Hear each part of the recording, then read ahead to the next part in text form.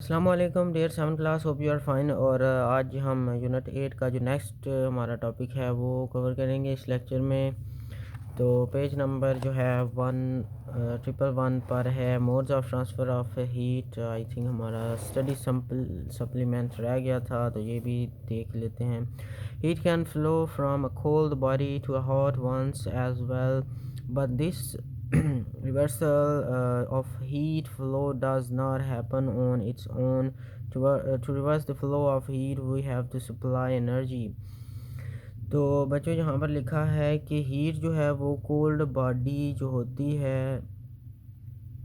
उससे hot body की तरफ जो है वो मूव करती है, लेकिन इस प्रोसेस को जो है वो रिवर्स नहीं किया जा सकता। यानी कि इस जो फ़्लो है कोल्ड बॉडी का, इसको हॉट बॉडी की तरफ जो होता है प्रोसेस, इसको दोबारा रिवर्स करने के लिए जो है हमें एक एक्सटर्नल एनर्जी की ज़रूरत पड़ती है जो हमें सप्लाई करनी पड़ती है।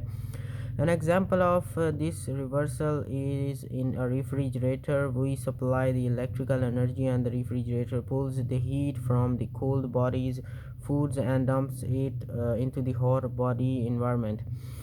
तो ये प्रोसेस जो होता है कि फ्रिज में जब हम एक गर्म चीज़ रखते हैं तो फ्रिज क्या काम करता है कि उसमें से जो गर्मी होती है वो अब्ज़ॉर्ब करके उसको बाहर की तरफ निकालता है। तो ये बच्चों हमने ये जो प्रोसेस किया इसको ठंडा करने का चीज़ को, या बर्फ़ जमाई, तो ये बच्चों ऐसे होता है कि जो फ्रिज है वो गैस को पंप करता है ट्यूब्स में। तो वो ट्यूब्स जो हैं वो एनर्जी को अब्ज़ॉर्ब करती हैं, हीट अब्ज़ॉर्ब करती हैं और वो एवापोरेट होती हैं और फिर वो एक साइकिल चलता है। तो जो हीट है वो उसको रिमूव किया जाता है। लेकिन ये प्रोसेस जो है वो इलेक्ट्रिकल एनर्जी की मदद से होता है, बिजली की मदद से होता है। यानी कि जो बेसिकली आपने देखा होगा कि फ्रिज की जो बैक साइड होती है, आपने ये देखना भी है अभी जाकर कि जो फ्रिज की आपकी बैक साइड है वहाँ पर एक गोल सा सिलेंडर नुमा एक चीज़ नज़र आ रही होती है। बेसिकली वो जो है ना वो एक मोटर होती है और उसे कंप्रेसर बोलते हैं। वो सिलेंडर जो है वो दिखने में सिलेंडर होता है, लेकिन उसमें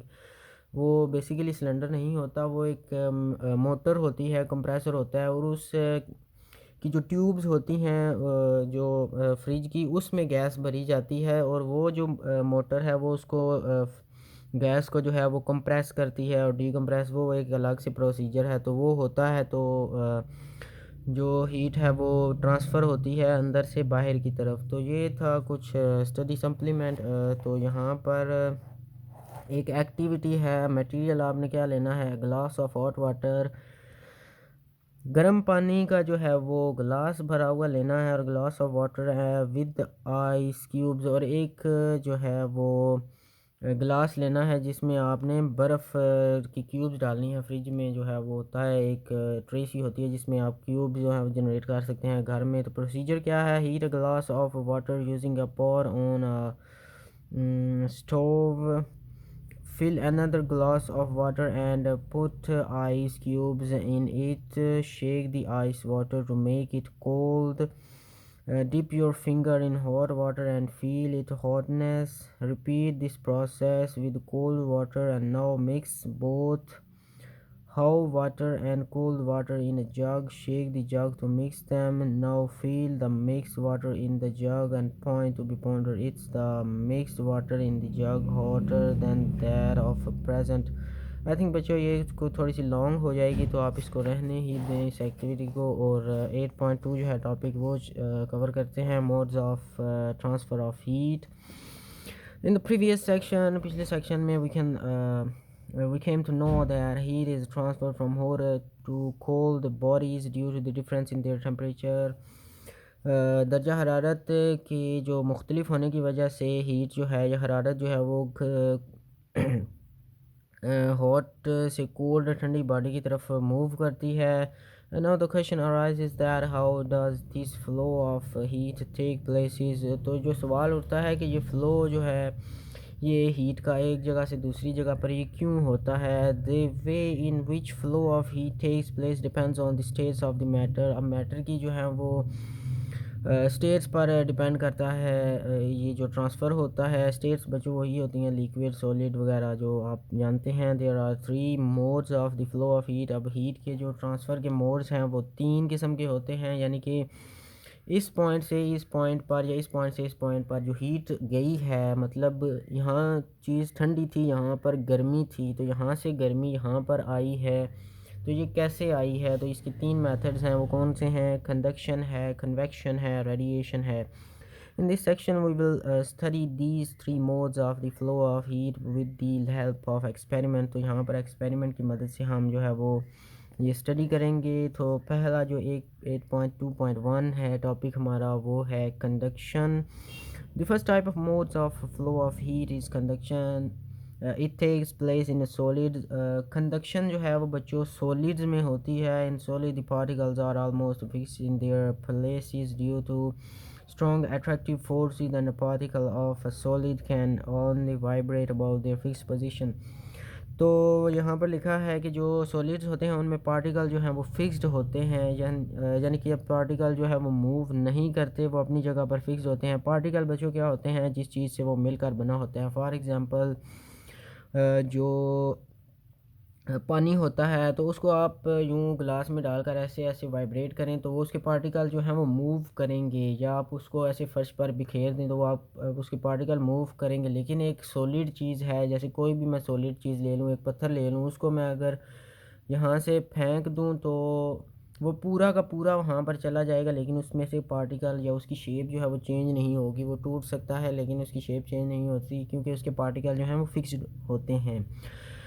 तो particles of a solid can only vibrate about their fix position. तो उनके पार्टिकल जो हैं वो अपने जो उनकी में फिक्स पोजीशन होती है वहाँ पर ही जो है वो रोटेट या वाइब्रेट करते हैं। So during conduction of heat in a solid the particle there have more thermal energy. Particle of hot region share it with the nearby particle of low thermal energy and particle of cooler region, and the particle of this conductor।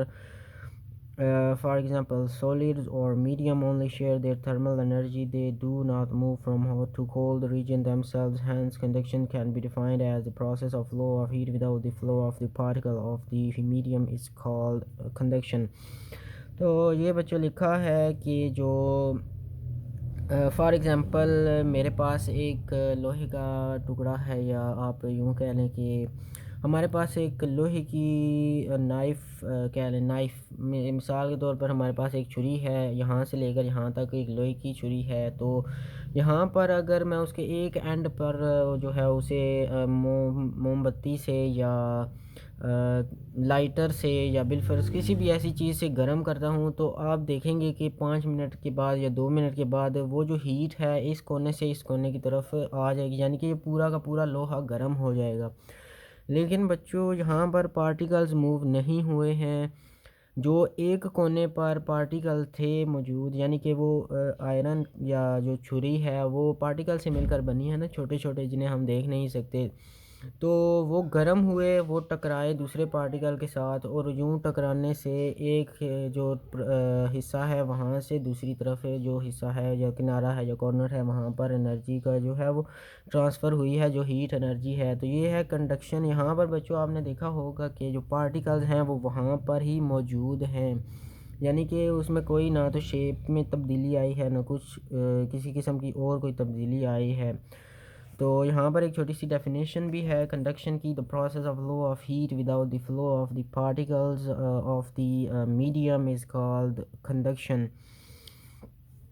तो जैसा मैंने बताया कि particles का flow जो है इसमें नहीं होता, और एक जगह से दूसरी जगह पर ट्रांसफ़र कर जो हीट होती है बगैर पार्टिकल्स की मूवमेंट के, क्योंकि वो अपने जो मेन पोजीशन होती है वहाँ फिक्स पोजीशन होती है वहाँ पर ही वाइब्रेट करते हैं।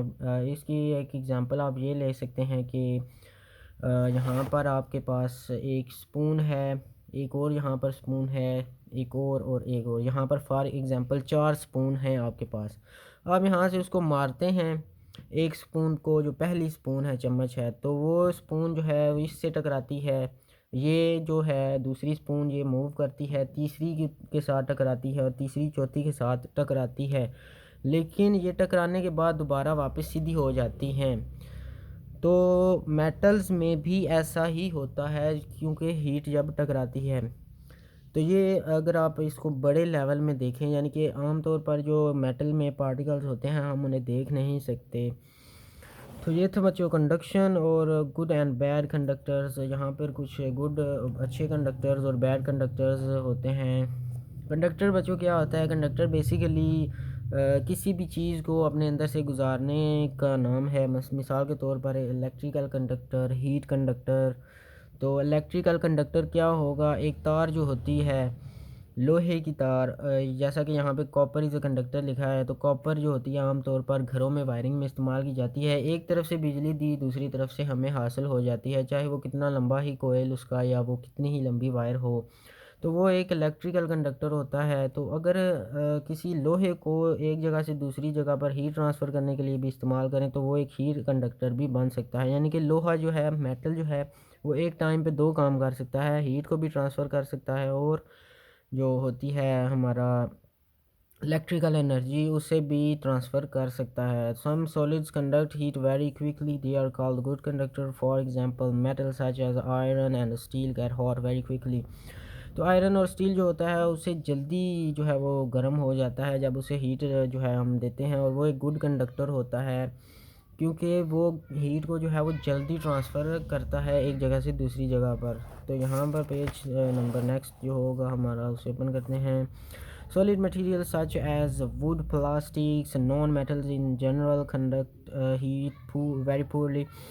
तो जो नॉन मेटल्स होते हैं या लकड़ी होती है, प्लास्टिक होती है, ये तो जल जाते हैं, ये हीट को एक जगह से दूसरी जगह पर ट्रांसफ़र ज़्यादा देर के लिए नहीं कर सकते। फॉर एग्जांपल किसी भी आप प्लास्टिक को एक को किनारे से आग लगाना शुरू करें या हीट अप करना शुरू करें तो वो जलना शुरू कर देगा। लकड़ी के साथ भी ऐसे ही होता है। तो ये कुछ देर के लिए हो सकता है कंडक्ट करें, लेकिन ज़्यादा देर के लिए नहीं करेंगे। They are called bad conductors और इंसुलेटर्स। तो ऐसी चीज़ों को बैड कंडक्टर कहा जाता है या इंसुलेटर कहा जाता है। इंसुलेटर वो होता है बच्चों जो चीज़ जो किसी भी चीज़ के फ़्लो में रुकावट पैदा कर दे, मतलब कि इलेक्ट्रिक कल अप्लायंसेस जो होती हैं वो प्लास्टिक की इसलिए बनाई जाती हैं ताकि हमें जो है वो शॉक ना लगे। जैसा कि आप देखते होंगे कि जो इलेक्ट्रिकल पोल्स होते हैं उनके ऊपर ना एक चीनी मिट्टी का वो ब्लैक ब्लैक से नज़र आ रहे होते हैं, वो भी इंसुलेटर होते हैं। उनका मकसद क्या होता है कि जो इलेक्ट्रिकल एनर्जी है वो खंबे को ना टच करे और खंबा जो है वो शॉर्ट ना हो जाए, जिससे इंसान को शॉक लगे। तो the following table provides a list of important conductor and insulator that are used in our daily life. तो रोज़मर्रा की ज़िंदगी में जो इंसुलेटर और कंडक्टर इस्तेमाल किए जाते हैं वो नीचे की टेबल में दिखाए गए हैं। यहाँ पर है कंडक्टर, यहाँ पर है इंसुलेटर। तो यहाँ पर देख सकते हैं iron, steel, copper, metal alloys etcetera and wood, plastic, wool, glass, polystyrene polystyrene and foam, cardboard, air and water etcetera. ये थे कुछ इंसुलेटर। बच्चों आपने कमेंट में ना इंसुलेटर की और एक कंडक्टर की पांच पांच जो हैं मिसालें वो मुझे दिख देनी है, लेकिन यहाँ से नहीं देनी, अपने पास से देनी है। तो यहाँ पर एक एक्टिविटी भी नज़र आ रही है। ये एक्टिविटी कुछ आसान है मगर इसको भी छोड़ देते हैं फ़िलहाल के लिए। बल्कि मैं आपको समझा देता हूँ। यहाँ पर एक्टिविटी 8.2 है, ये काफ़ी इजी है आई थिंक। मेटल रॉड लेना है आपने, वैक्स लेनी है, कैंडल लेनी है, balancing surface such as wooden block with a group. तो बच्चों आपने करना क्या है कि एक लोहे की इतनी सी पीस लेना है, रॉड लेना है, कोई भी चीज़ ले लें। मिसाल के तौर पर आपके पास कोई केबल ही ले लें और उसको रखना है इस तरह वुड के ऊपर और एक तरफ से उसे लगानी है आग, और यहाँ पर एक किनारे पर उसे रखना है मोमबत्ती का जो वैक्स होता है। वैक्स बच्चों मोम को कहते हैं। तो मोम रखनी है और यहाँ पे नीचे एक बोतल रखनी है। तो यहाँ से आप जब आग लगाएंगे ये हीट होकर पूरा लोहा गर्म हो जाएगा और यहाँ से मोम पिघलना नीचे शुरू हो जाएगी। तो इससे हमें पता चला ये कंडक्शन हुई है। तो यहाँ से आप इसका भी अंदाज़ा लगा सकते हैं। इसके अलावा यहाँ पर है कन्वेक्शन। तो वीडियो हो रही है लंबी, आज के लिए इतना ही। नेक्स्ट जो हमारा लेक्चर होगा हम उसमें कन्वेक्शन भी करेंगे और मेरी जो एक एक्सरसाइज रहती है इंशाल्लाह वो भी मैं कवर कराऊंगा। अभी के लिए इतना ही। Thanks for watching.